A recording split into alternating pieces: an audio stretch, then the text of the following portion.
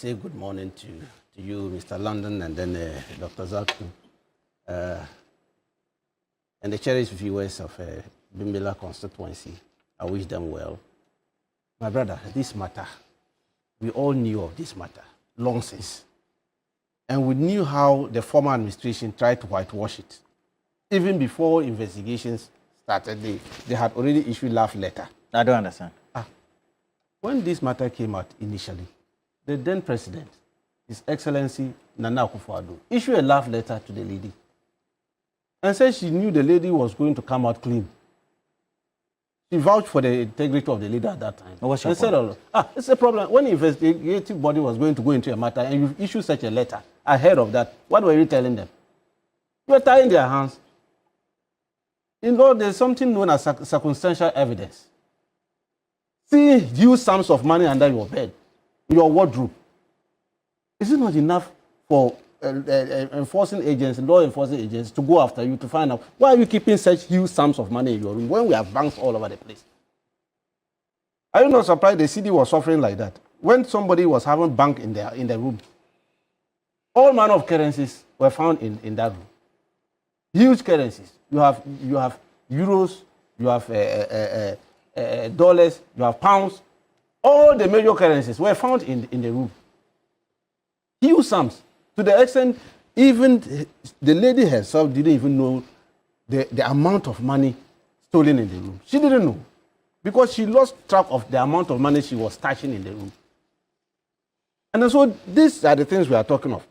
But the manner in which the former administration was handling the matter was a clever way of trying to whitewash it and allow her to get away. Interestingly enough, they put behind some innocent young girls behind bars. And they are warning them left and right that they were prosecuting them because of this. Yeah, it's a matter of stealing. That's right? what I'm saying. But you see, the one who himself cannot tell the amount of money she has in the room. She couldn't even tell. She was having problem with, and I didn't even know how much was taken from me. I can't tell. The one belongs to my dead brother. Even to the extent, the dead brother, money was still going to the account. How can money be going into a dead person account day in, day out? That was what they tracked and saw all these things. So, thankfully, now Ghanaians were magnanimous to say, okay, if you can't investigate, we'll investigate them through ballot box. That's how Ghanaians did to them in 2024. To make sure that proper investigation goes through. That's why they lost the election. That's why I've been saying that a lot of things went wrong. The NPP is yet to find out why they lost the election. People were mad at that matter. Ghanaians were very mad about that issue. Because for the first time, seeing somebody touch such huge sums of money in the room under the bed and sleeping on top of it, while people were suffering and looking for just peanuts to start their businesses.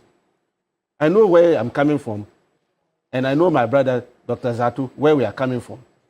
With some 1,000 cedis, somebody business will blossom. Just 1,000 Ghana cedis. It is enough for somebody business. When Dr. Zato went to give them football and other things, he added some small envelopes. They were happy. You mean Sisala? I saw it. Is it not true? They were happy. You see, but somebody had this huge sum. He went to donate. Eh? Oh, yes, he donated some brown envelope. There was his primaries. There was a brown envelope attached. Only the content we don't know. The OSP should look at the envelope. No, that's what we needed to. We could go into that one to later.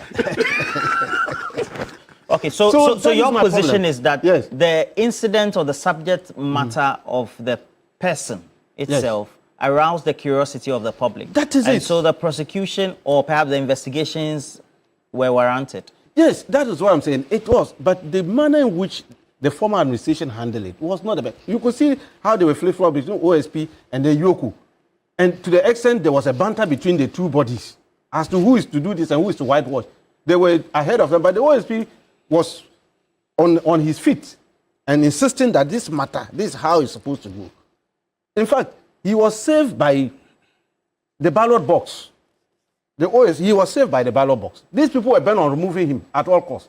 Even the head press conferences, party leadership and all this were calling for his head because he was going after these people.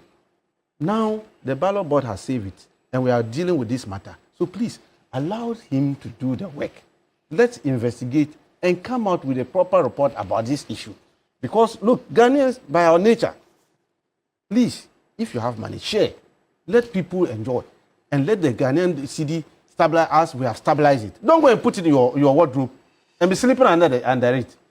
That is the problem. The we have with them. OSP then in their statement do indicate that the FBI and their collaboration with the OSP come to a conclusion that there's no evidence linking any maybe embezzlement or money from other sources of public coffers to the evidence of the money that was found in this instant case.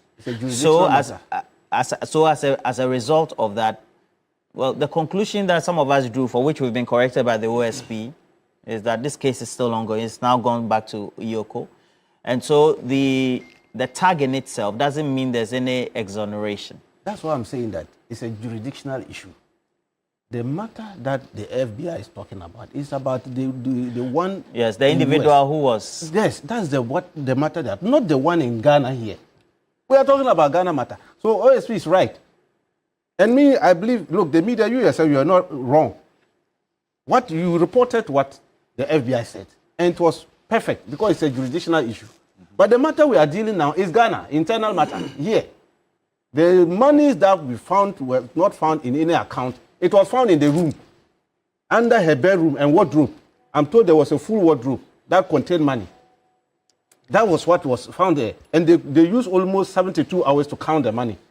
So you can imagine. So that is the issue we are talking about. And so it's not about this. So you were right. The media, you were right. You didn't report anything wrong about this. And then they always clarify it. And so that is a matter. At one, they should allow Iyoko to do its work. Dr. Zako, don't stampede them. Allow them to do their work. And so that let's have a conclusion to this matter. Okay.